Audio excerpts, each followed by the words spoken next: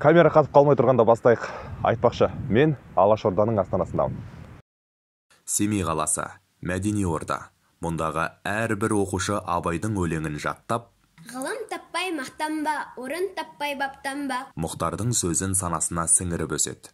Халық пен халықты, адам мен адамды теңестіретін ол білім. Иә, адам мен адамды теңестіретін білім болса, қала мен қаланы тарихы бағамдайды. Ал енді сұрақ. Қазақ футболының астанасы қай қала? Бұл көпірдің салынғанына 20 жылдан асты, бірақ тұрғындар арасында жаңа көпір деген атқа ие. Қаладағы ең көне құрылыстардың бірі дәл осы Янышев қақпасы. Өзіңіз ойлаңыз, салынғанына 248 жыл болды. Ғимарат сол заманғы қару-жарақ технологиясымен жабдықталған, бір қызығы бекіністен мін таппайсың. Семей қаласы ескі мен жаңаның қосындысы. Өйткені Семей қаласының көшесінде осындай 18 ғасырда бой көтерген ғимараттар көптеп кездеседі. Кезінде бұл ғимараттарда көпестер тұрған. Бұл қалада сауда-саттық қарқынды дамыған.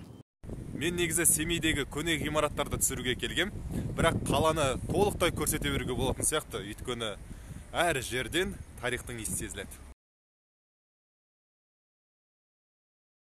Барлықтарыңыз білесіздер, Алашорданың астанасы Семей қаласы болып табылады. Міне осы ғимаратта 1917 жылы қала тұрғындары ұлт көсемі Әлихан Бөкейханды күтіп алған болатын. Және осы ғимаратта қазақ автономиясын құру туралы шешім қабылданған болатын.